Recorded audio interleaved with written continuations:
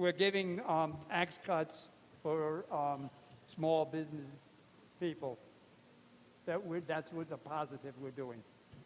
But as far as specific regulatory situations, there are some tax cuts included in here for business, but not on the regulatory No, we don't side. have any.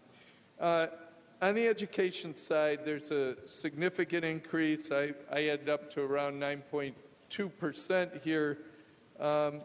Do you have, I know of the governor's proposal on foundation aid, almost two-thirds of that he had proposed to send to New York City, and then when you combined in the Big Five, or the remainder of the Big Five, that totaled 72%.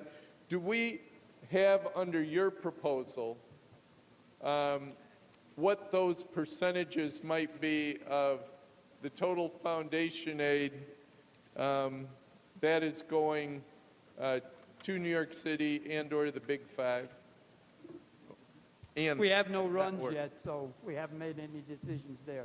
So you don't have the specifics of it, although you do eliminate the GEA and have a specific number. I know only 165 districts benefited from foundation increases under the governor's proposal. Do you have the number of the districts that benefit under your proposal? No, we don't, but we think that the amount of money, that 2.3 increase, will allow us to make sure everybody will be doing better this year than they did last year. Okay. I would hope with the $2.1 billion that would be the case if that were the number that ends up being agreed upon. Yes, that's the reason we picked that number. I know there's a proposal for family leave in your budget proposal, and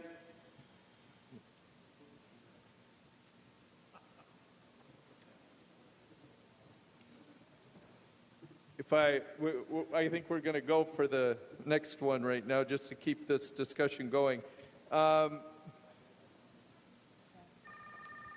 Some concerns and questions. Within your proposal, are there any expectations of employer contributions in the family leave plan? Say that again. There is a family leave proposal, Right. which would say, so there are, my understanding is employees would be contributing some to that. Is there expectation of employers making contributions or having a cost of having that program?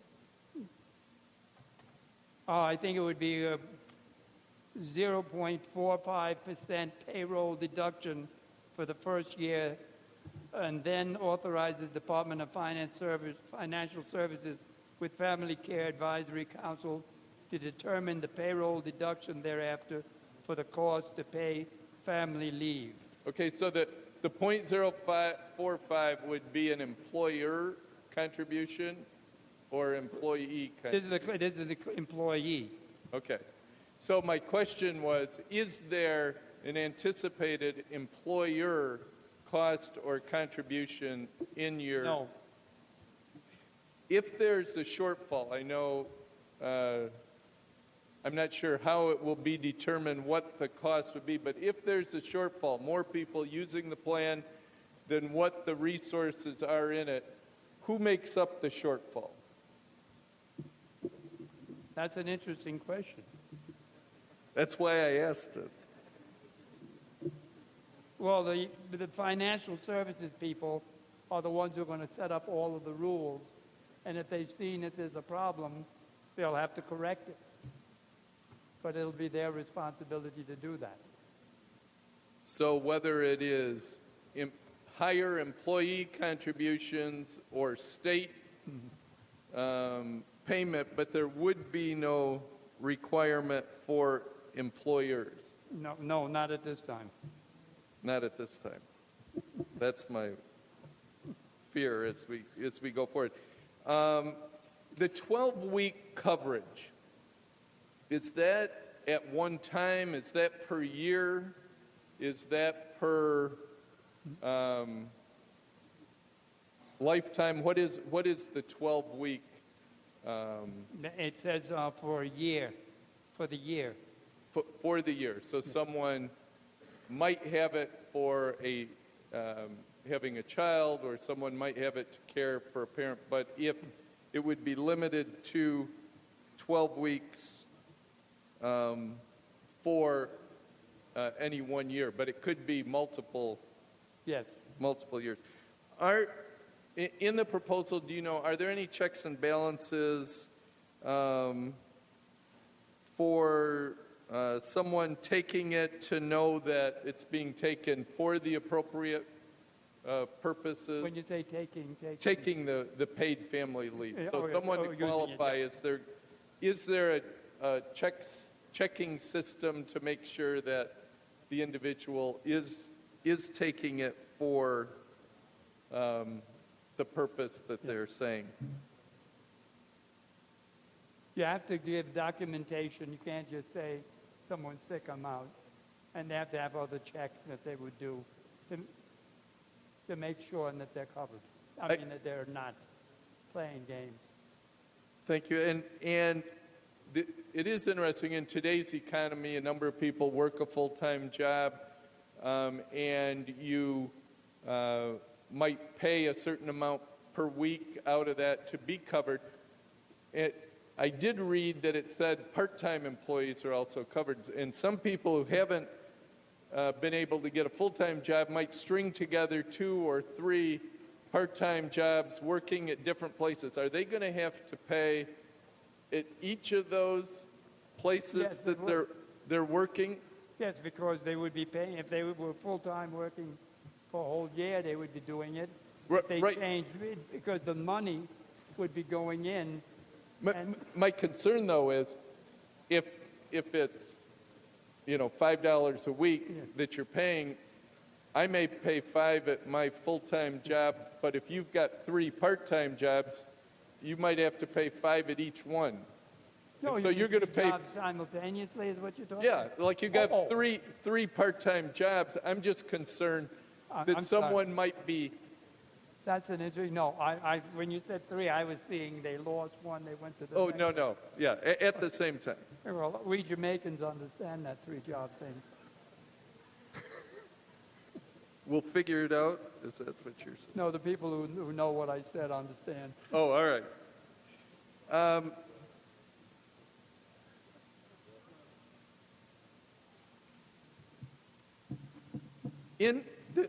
Just a local tax question.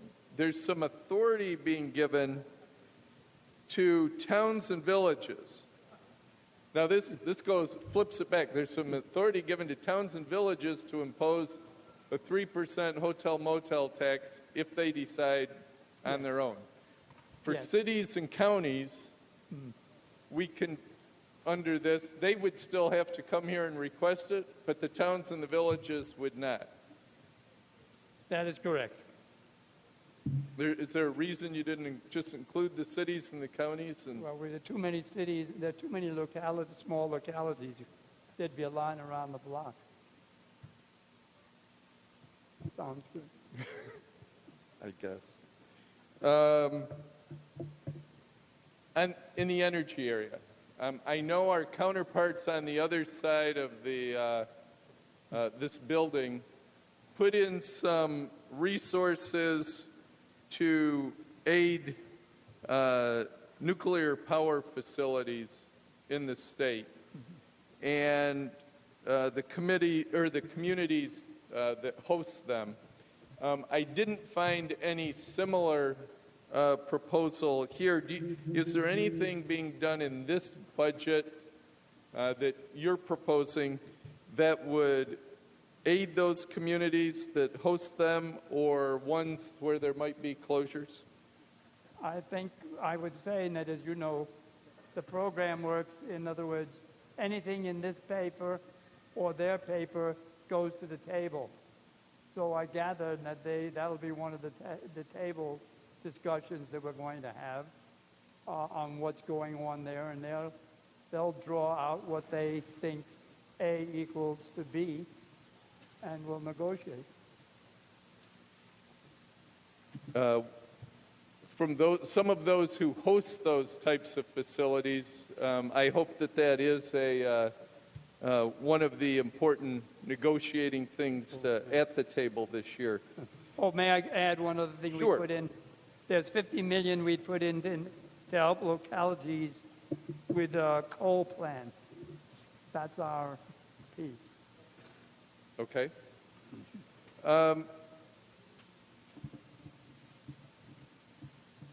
Final question that I would have, Mr. Chairman, is we've had in this budget, the way I read it is there's a proposal for a minimum wage increase. Yes. But the impact, we have a Medicaid cap in the state that we can't spend more money than that. And so there is language that would exclude any increase that minimum wage might be agreed upon. If that should happen, that it would be excluded from the cap. I guess my question, though, with that is, that's still going to cost, or do we have an estimate in the first year of the proposal that you have, just on Medicaid, what that cost might be to the state, and is that reflected in this budget summary?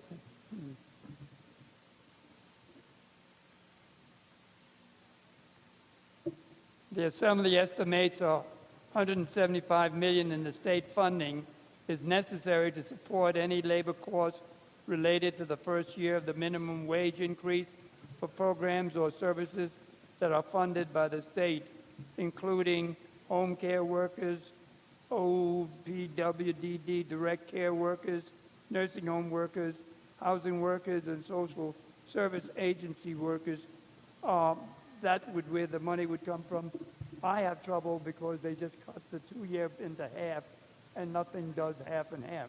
You know, you have problems figuring the numbers. But these are the things we would be doing this year. Thank you, Mr. Farrell. I appreciate the answer to my questions on the bill. Thank you, Mr. Oakes. On the bill, Mr. Oates. The chairman just offered a number of answers to my questions. I think there are a lot of questions that remain. I've seen some estimates, for instance, that the minimum wage could in the first year, if implemented as proposed, closer to even $1 billion in impact in all the various areas of the healthcare industry across our state. But in addition to that, the minimum wage, from my perspective, in the district that I represent, certainly it's going to have an impact on health care, and it's going to have an impact on our school districts and libraries, our YMCAs and other entities. But the private sector, the people who especially make things to compete against somebody else, if we end up with a minimum wage that is so much higher than other areas, we're going to lose the very foundation, the private sector jobs in manufacturing and agriculture, people who have to sell something competitively against another state, against another area. We're going to have a huge impact on this state in a negative way. And certainly the district that I represent, some areas might have an analysis that would suggest that they might have a net gain in jobs, but certainly a lot of the rural upstate New York areas would be drastically affected in a negative way if we implement that proposal as it's been put within this budget. As I mentioned before, if we pass this budget in the future, we're going to depend more and more on fewer people to bring in the revenues to support this state. If we have a downturn at the upper end of this economy, we're going to have a horrible time trying to pay the bills of this state, to make all the commitments that we've seen in this budget. This budget, as proposed today, the governor's had a self-imposed 2% tax cap over the last several years. This budget would almost double that. It would put us in a precarious position as revenues in the state, the economists are telling us, those are starting to flatten out. We can't depend on the dollars that we've had before. So for those reasons and many more, today on this budget resolution, I'll be voting in the negative. Mr. Tedesco. Thank you, Mr. Speaker. Will Mr. Farrell yield for? Mr. Farrell, will you yield? Mr. Farrell yields. Mr. Tagasti. Well, Mr. Farrell, you might have seen in the media and our local news recently, we've had a lot of problems with the infrastructure in the capital region. I don't think it's unique to the capital region. I think it probably impacts every Senate, every senatorial district across the state. And we like to be number one in the good things. Sometimes we're not number one. We're number one in the bad things, like retirement recently. But we wouldn't want to be number one in the worst infrastructure of any state in New York. Can I ask you, notice here you're adding money to the Consolidated Highway Fund for our roads and bridges. Could you tell us how much money that is going to be projected with your additional money? We're adding $200 million to the governor's number. And the governor's number was $431 million? Yes. How does this Bridge New York program, $1 billion, is that still in the budget that the governor offered us?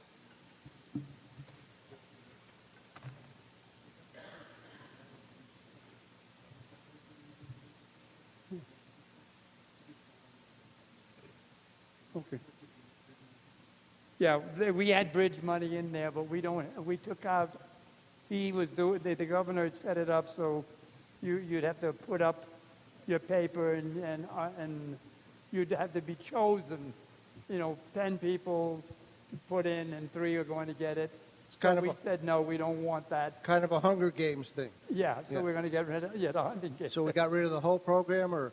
No, we kept the money in, but we took out, they had to do it by hunting. So it's Competitive. is the $1 word. billion for bridges? Yes, we support it, and yes. In the Pave New York program, $1 billion for that? Everything that is in the governor's budget, we are accepting. It's the language we took out to those other things. Okay. The governor said we're going to get an equal amount of infrastructure money for upstate and downstate New Yes. York. Is that true? Yes. Yes, we are still doing that, and this budget does it. And how much is upstate getting for infrastructure? How much total?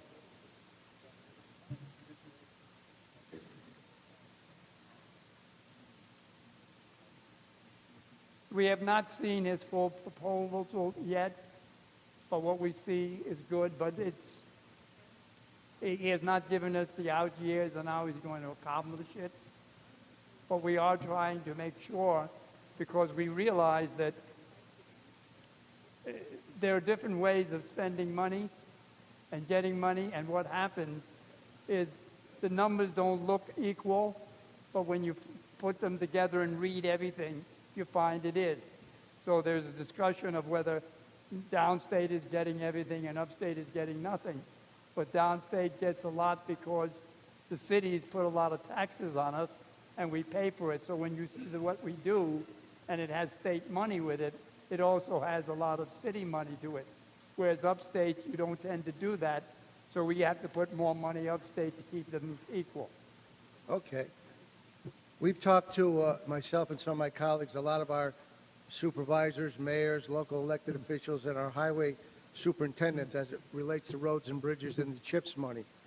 And they're very They love the CHIPS program. We love it. We support it. You guys support it. But one of the real concerns they have, I've talked to several of them, is that we could be throwing some good money after bad if we don't keep up with the infrastructure underneath our roads and bridges. Our sewer lines, our water lines. You've seen what happened in Rensselaer and Troy, Saratoga, in Rotterdam, New York. We had 9 breaks in this unit just a couple weeks ago. It doesn't make a tremendous amount of sense to invest in roads and bridges when they could collapse because the foundation of our sewer, our sanitary sewer lines, our storm sewer lines, our gas sewer lines are maintained. Now, there's a program that's in your proposal here. I think it's for $350 million. Can you tell me how that works for sewer and water assistance to local municipalities to replace and repair outdated, some of them are 100 years old. Sewer lines in part of my district actually are made of wood. So, Well, one of the things we've done is we've put in $50 million for water infrastructure because people are going back to the water on the Hudson and everywhere else. So we're giving them money so they can redo their side, their locations. So we are putting money there in addition to an increase of $100 million that the governor put in. So that was $150 million that we have in there just for that area. and how, And it's all together 350, the 350 you mentioned. 350 million. Yeah. Now, the consolidated highway funding for roads and bridges is not a contest. It's not a grant thing. Every municipality by formula gets a certain amount of money. Yes. Infrastructure is not Republican. It's not Democrat. It's not Yeah. partisan. Every municipality has Yeah. some concerns. Is this a grants program where people have to compete through grants to get the funding, or is every municipality going to get some of that $350 million for I think water? they have to make their application and we'll pick what has to be done. When you say we'll pick, who picks? The person they apply to. If it's the water one, they go to the area there. If it's transportation, they'll go to the DOT. They'll talk to the different agencies that do the program, Okay. that do the work. So it'll be by application Yes, and by grants, yes. because as we've talked to a lot of our supervisors for highways, they indicate they'd like a separate program where separate designated amount of funding, and we've developed something called SWAP over here to swap out the old pipes, the old infrastructure underneath the ground, and do replacement in a maintenance type program. Safe Water Infrastructure Action Plan. And they're very interested in having a CHIPS-like formula for that. Can't be the same as CHIPS because it's different, it's underneath the ground. But all our municipalities, I think, are very concerned about having some funding at least to protect the investment they make on top of the roads and bridges and make sure they don't collapse underneath. Yeah, well, And we've sent something to the governor and I think to the leaders, and I'm hopeful that's something we can look at in the future. That Yeah. every municipality, regardless of if they provide an application or a grant and are not chosen, we have those economic development councils, which I understand they're supposed to be a competition, and there's yeah, they've had a couple. That's one they set up last year. yeah. Because I sat on one of those, yes. And they brought money into 5 groups, but everybody's going to end up getting in the end. And I see our infrastructure on top of the sewer and water and underneath as not only safety, as not only fiscal protection for municipalities because of the breaks. I see it as economic development. Yeah. We're not going to bring industry here. We're not going to bring small business here. We're not going to create jobs if people don't feel safe with their infrastructure. So I was thinking that some of these discretionary funds that the governor has, which sometimes we don't know that much about, there might be some funding in there for this SWAP program, Safe Water Infrastructure Action Plan, where Well, every municipality gets some funding. That's something we should talk to the governor about, because you got to say, he's been working very hard on that, especially getting money upstate. And you're right, because not only is it the roadways, it's our buildings and everything else. Yeah. Our colleges, Rockefeller built those colleges 70 years ago, and we've got to keep them up, and there are a lot of those. So there's a lot of things that has to be done, I agree. and we've been trying to do it and keeping up, and I've seen a good job being done by the governor to get it done. Yeah. So we'll take advantage of what you've said and make sure that we get all the things you want done. Because it doesn't make sense to put beautiful roads, new paved, and have them collapse in 6 months because they weren't able to investigate what the lurking monster underneath. Okay, let me ask you a little bit about education and some of the things in this budget for education. I noticed that there was a link between school aid and the commissioner's acceptance of local teacher evaluations. You guys decided that wouldn't be in there. We got rid of it. We eliminated it. Yeah. Now, as you remember last year, I think for much of the session we had some pretty heated debates about the testing processes, the overutilization of developmentally inappropriate tests, the length of tests. We also had a debate about evaluating teachers to levels like 50% in relationship to those Common Core tests. My question here, is there anything in this budget right now which says that parents will not be penalized, schools will not be penalized, children will not be penalized if they decide that, although last year the governor came to a point where he agreed with just about everything this side of the aisle said. He said the Common Core was the worst disaster he's ever seen and it failed in every way. Is there anything in there that protects schools from losing funding, kids from being impacted, receivership type of things, if parents decide you're talking the talk but you haven't walked the walk and you haven't done those things? You've talked about them, which they have. They delayed them a little bit, but I haven't seen them put in place the actual realization of some of their conclusions. Is there anything in here that protects parents, teachers, schools, specifically schools from losing dollars from the state of New York?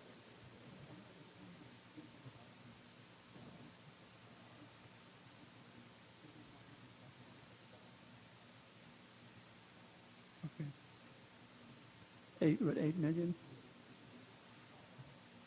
What was the 8 million was for the test?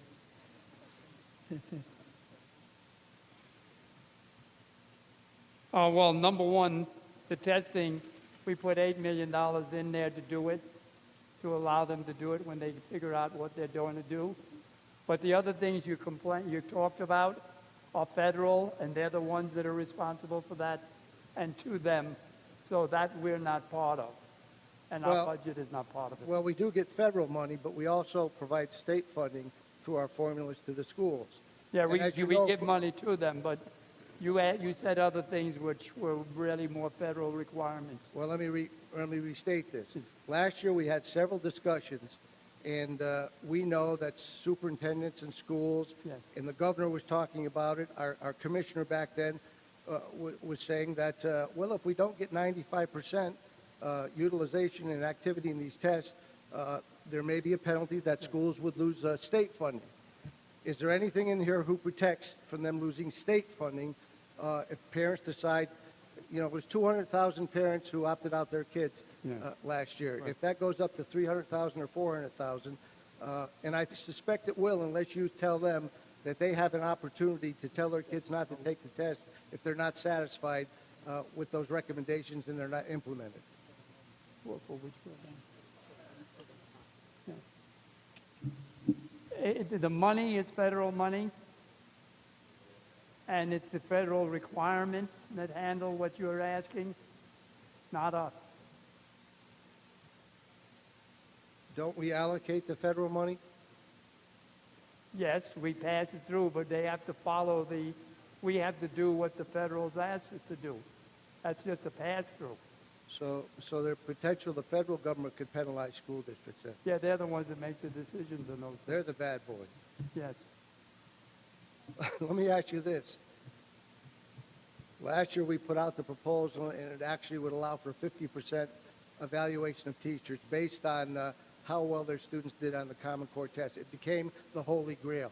Yeah. And as the next teacher, I had a real job at one time for about 10 years. I understand that testing, and I'm not against standardized testing. They're an important part of evaluating students. Right. Not to stigmatize students, but to diagnose them in a direction where we can take. Yeah. What we were allowing was a 50% evaluation of teachers in relationship to those tests. Is there anything in here who limits how much a standardized test in our schools can be utilized to evaluate a teacher's effectiveness in being an educator. Is there anything in there? No. Nothing new. What the regents are probably working, the three we just put on and the new people, they're probably working on it also. But no, other than that, nothing. Okay. Thank you, Mr. Farrell. Thank you, sir. On the bill, I would just suggest that at some point during the course of this year, as we are dealing with education issues, if we don't allow and have faith and tell our prospective parents who are sending their kids to school and expecting them to have appropriate testing questions and time periods and teachers who are being evaluated in a series of ways, you're going to find that we're going to have expanded individuals opting out, and we're going to defeat our purpose by using any standardized test to evaluate our kids as a diagnostic tool and to evaluate our educators. And secondarily, the last one, if we don't pass legislation in statute to limit how much these tests can evaluate teachers, I think they and the parents, rightfully so, are going to be so upset that they're going to continue to come out in force and ask their kids not to take these tests. So I would say I think we need to get a couple pieces of legislation done, not to control the regions, but a couple things that we should be responsible for parents and kids in our educational system. Thank you, Madam Speaker. Thank you, Mr. Tedesco. Mr. Ra? Thank you, Madam Speaker. Would Mr. Farrell yield? Yes, Madam Speaker. Yes, Mr. Ra. Mr. Farrell yields. Thank you. Just a few questions in terms of the breakdown of the education funding. I know a lot of people both in this chamber and outside this chamber are, very happy to see a large chunk to foundation aid, the elimination of the gap elimination adjustment. But I just want to see if we could go a little bit into the detail of how this money is being spent. I guess first off, do you know how much of this overall state aid increase to schools is going to New York City? No, we have not done runs yet, so it doesn't give us the numbers. Okay, so we wouldn't have numbers for any of the other big five? No. Okay. Do we know, though, with regard to the foundation aid, I know that the governor's proposal only would have sent foundation aid to about a quarter of the districts in the state. Would this proposal provide foundation aid increases to every school district?